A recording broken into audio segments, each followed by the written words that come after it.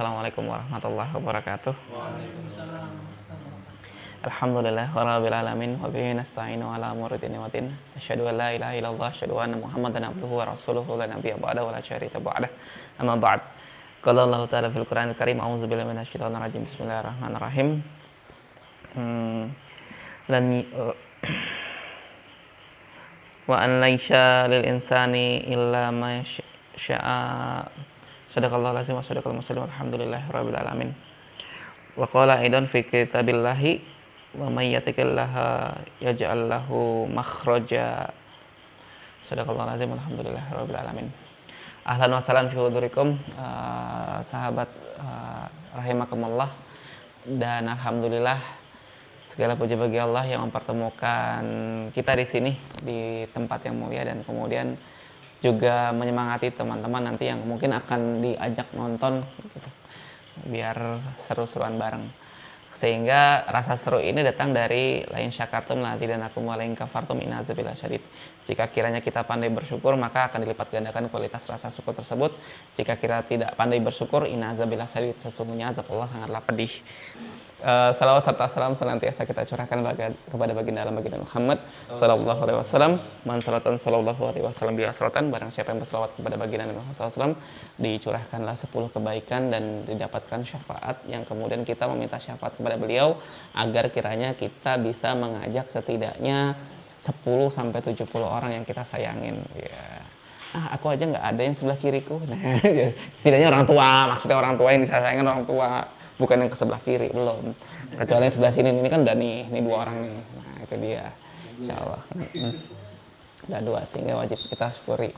Dan juga kepada keluarganya, para sahabatnya, para tabi'in, para ulama salafus saleh wal khalafus saleh, dan juga kepada guru-guru kita, semoga beliau sehat walafiat. Jika beliau sudah wafat, semoga anugerah terindah berupa masuk ke dalam jannah dan menyebut nama kita selaku santri-santri mereka.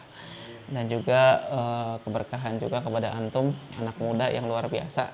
Maka temanya hari ini adalah Miftahul Rizki, alias kunci rizki. Rizki itu sebetulnya tidak harus berupa dalam bentuk angka ya, tapi juga dalam bentuk jodoh. Jodoh itu rizki. Memiliki ayah ibu itu jodoh, maka dia adalah rizki. Memiliki sahabat itu jodoh, dan itu rizki. Memiliki tempat tinggal itu jodoh, dan itu rizki. Memiliki segala hal itu adalah rizki, sehingga dari jodoh tersebut akan terlihat jelas. Maka teman-teman rahimakumullah, kalau dicatat di sini saya ambil dari beberapa kitab, tapi pertama dari Al-Qur'an Karim dulu yang paling utama, di mana dari konsep rizki itu setidaknya ada 8 yang bisa antum cari. Yang pertama yaitu rizki yang telah dijamin. Apa buktinya? Yaitu silakan antum lihat berkaitan dengan surat Hud ayat ke-6. Nah, ada yang punya Al-Qur'an di HP-nya? Yang artinya adalah, dan tidak ada satu makhluk pun yang bernyawa di muka bumi ini melainkan semuanya dijamin oleh Allah rizkinya. Berarti kalau Allah sudah menjamin, pasti ada. Dan dia mengetahui tempat kediamannya dan tempat menyimpannya. Semuanya tertulis dalam kitab Lauhul Mahfuz. Sehingga pantaslah jika kiranya sebelum adanya bumi diciptakan 50.000 tahun, Baihaqi sudah hadir di sini beserta satu paketnya, yaitu berupa rizki, jodoh, maut. Dalam satu paket. Kalau ini HP-nya, kalau tadi adalah salah satu aplikasinya. Bisa dipakai, bisa enggak gitu. Bisa dipakai, bagaimana cara makainya? Kalau makainya salah, dia nanti akan salah function. Nah, jadi rizki, jodoh, dan maut itu harus sesuai dengan fungsinya. Nanti dari ide ini kita turunin. Wah, ternyata saya salah pakai nih rizkinya. Nah, entah ketahuan dari Al-Qur'an Karim gitu. Maka nggak usah khawatir kalau misalnya kemudian. Makanya Allah sangat membenci orang-orang yang berputus asa. Wala ta'asu minar ruhillah, dan janganlah kalian berputus asa dari ruhnya Allah. Karena apa? Semua rezeki setelah dijamin. Yang berikutnya, kedua, berkaitan dengan rezeki karena effort atau usaha ataupun daya guna. Yaitu salah satunya ada di surat An-Najm. Di mana surat An-Najm ayat ke-39. Tidaklah manusia mendapatkan apa-apa kecuali apa yang dikerjakan, apa yang diusahakan, apa yang dicari. Sehingga dari sini ada rizki khusus naik level lagi nih. Tadi semua makhluk yang bernyawa sudah pasti dapat rizkinya, dijamin oleh Allah. Kemudian mulai ke bawah lagi berkaitan dengan rizki itu akan diperoleh dengan apa yang ia usahakan. Berarti rizki itu ada yang halal dan kemudian haram. Karena dia mengupayakan dari cara yang haram ada. Nah, makanya ntar kita akan pisah yang haram kita buang, kita pilih-pilih yang halal aja. Nah, sehingga tahapan berikutnya naik lagi. Yang tadi saya juga buka berkaitan dengan surat yang ketiga, yaitu rizki karena bersyukur. Yaitu surat Ibrahim ayat ke-7. La in syakartum la zidanakum wa la in kafartum inna adzabi lasyadid. Apabila kita pandai bersyukur, maka Allah akan lipat gandakan kualitas rasa syukur kita, dan jika kiranya kita tidak pandai bersyukur, inna azabil lasyadid, sungguh azabnya Allah amatlah pedih. Nah, ini nanti kan tadi urutannya rezeki sudah dijamin sama Allah. Teknisnya kita harus usaha. Ternyata dibagi dua tuh. Yang satu nggak bersyukur, akhirnya dia gila harta. Wah, kalau bisa saya akan cari dengan cara yang enggak. Yang satu bersyukur, udah mulai terpisah nih. Karena bersyukur nanti akan dilipat gandakan secara apa? Secara real. Dari rezeki yang dijamin sama Allah, cara memperolehnya kita harus berusaha. Dari berusaha itu nanti akan nyabang dua. Kalau dia nggak pandai bersyukur akan diazab Allah, tapi dia bersyukur akan dilipat gandakan kualitas rasa syukur tersebut dan rezekinya akan dilipat gandakan. Akhirnya dilipat gandakan ini konsentrasi lagi nih ke ayat berikutnya, yaitu nomor 4. Apa itu? Yaitu tadi yang saya juga buka berkaitan dengan rezeki yang tak terduga. Ya, ini ada di surat-surat belakang, yaitu surat At-Tolak ayat kedua sampai ketiga. Artinya demikianlah pengajaran tersebut diberikan bagi orang yang beriman dan beriman kepada Allah dan hari akhir. Barang siapa yang bertakwa kepada Allah, niscaya Allah akan membukakan jalan keluar baginya. Apa itu jalan keluar baginya? Yaitu Allah memberinya rezeki dari arah yang tak disangka-sangka. Dan barang siapa yang bertawakal kepada Allah, niscaya Allah akan mencukupkan keperluannya. Malah justru sesungguhnya tadi bahwasanya la yahtasib dari arah tak disangka-sangka. Maka di proses rezeki nomor 4 tadi, rezeki yang tak terduga, masuk ke rezeki yang nomor 5. Yang ini paling gampang bisa dipraktekkan, yaitu berkaitan dengan surat Nuh ayat ke-10 dan ke-11.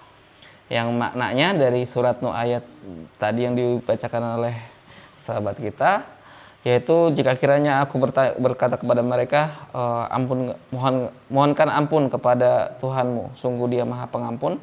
Dan kemudian ditutup dengan ayat ke-11-nya, niscaya Dia akan menurunkan hujan yang lebat dari langit kepadamu, dan kemudian dan memperbanyak harta, menambahkan harta. Jadi kalau udah kemudian kita pandai bersyukur, kemudian kita juga pandai beristighfar di urutan kelima ini, maka otomatis harta yang sudah kita miliki enggan untuk kabur. Bahasanya dengan apa? Dengan cara perbanyak istighfar, meminta ampunan kepada Allah Subhanahu wa taala.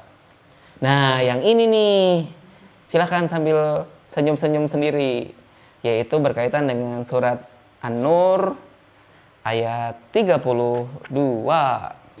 Masya Allah bro, ini Al-Quran yang ngomong ya, bukan saya ya.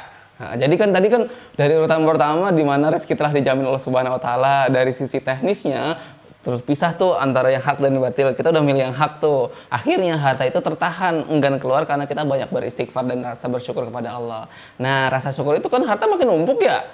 Masa dimakan sendiri kan? Enaknya dimakan sama siapa? Ya sama pasangan hidup begitu.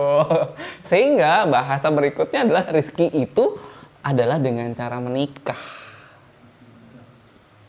Bahasanya menikah dari surat penjelasan surat Nur ayat 32 ini. Gitu. Jadi kalau dia kemudian tidak cukup, merasa tidak cukup, justru nanti dicukupkan sama Allah. Sejenis marhalah, tahapan yang kemudian harta tersebut sebetulnya bagi anak muda, wah kok gue nggak kumpul-kumpul ya? Kok nggak kumpul-kumpul? Iya, karena bahasanya belum sakinah, belum sukun. Sifatnya sukun apa kalau dalam tajwid? Sukun apa? Mati, betul. Jadi belum bisa ajek, belum bisa mati. Jalan, baik kemana, baik. Ada aja. Nah, kalau udah nikah kan kemudian jadi sukun, sakinah, netep. Gue mau ngapain ya? Udah pulang aja. Begitu bahasanya. Dan yang berikutnya adalah berkaitan dengan nomor tahapan berikutnya, yaitu berkaitan dengan surat Al-Isra. Yaitu dia surat ke-17 yang kemudian dia di ayat 31. Dan janganlah kalian membunuh anak-anakmu karena takut miskin. Kamilah yang memberi rezeki kepada mereka dan kepadamu. Nah, mu itu adalah sang ayah. Makanya betul kalau misalnya bahasa orang dulu banyak anak banyak rezeki, itu betul. Nah, sandarannya ini dia, surat Al-Isra ayat 31. Terakhir berkaitan dengan nomor 8 yaitu rizki karena sedekah. Yaitu Al-Baqarah ayat 245. Maka untuk kali ini Al-Baqarah adalah surat Madaniyah. Sifatnya Madaniyah itu tatbikul hukmi syar'i, perwujudan akan syariat Islam. Maka di sini barang siapa yang meminjami Allah, bil makna adalah dengan pinjaman yang baik, bil makna adalah antum sebisa mungkin sedekah. Karena emang kita disuruh oleh Allah Subhanahu wa taala, tapi efeknya apa? Maka Allah akan melipat gandakan ganti kepadanya dengan banyak. Bahasanya banyak Allah ini beda sama hitungan manusia. Dan inilah 8 rezeki dari sisi Al-Quranul Karim penjelasannya, walaupun banyak dari rezeki yang lain. Nah, tinggal itu ide-idenya tuh di Al-Quranul Karim. Tinggal teknisnya nih, bagaimana cara kita agar terbuka pintu-pintu rezeki. Ini yang banyak trouble di tengah masyarakat. Karena mereka tidak berilmu, tidak tahu ilmu, akhirnya banyak yang salah dalam mencari kunci-kunci rezeki. Sesungguhnya yang benar datangnya dari Allah dan kemudian salah datang dari saya pribadi, tidak lain tidak bukan untuk menyemangati, karena lebih tepatnya saya seorang penyemangat sebagaimana Rasul selalu menyemangati para sahabat-sahabatnya, sehingga pantaslah Islam sampai sekarang membesar sampai 1,8 miliar manusia karena semangatnya Rasul. Beliau tidak pernah berhenti untuk menyemangati umatnya. Maka saya lebih senang menyemangati antum sekalian, sehingga entah suatu saat saya kendor, antum yang menyemangati saya gitu, insya Allah gitu. Jadi inilah salah satu bekal terindah dihadiahkan di Jumat malam ini. Semoga bermanfaat ilmunya. Kita sudah dengan hamdalah, istighfar dan doa kifatul majelis. Rabbil alamin. Astagfirullahaladzim, astagfirullahaladzim, astagfirullahaladzim. Subhanakallahumma bihamdik, asyhadu an la ilaha illa anta, astaghfiruka wa atubu ilaik. Mohon maaf atas kesalahan ucap. Assalamualaikum warahmatullahi wabarakatuh.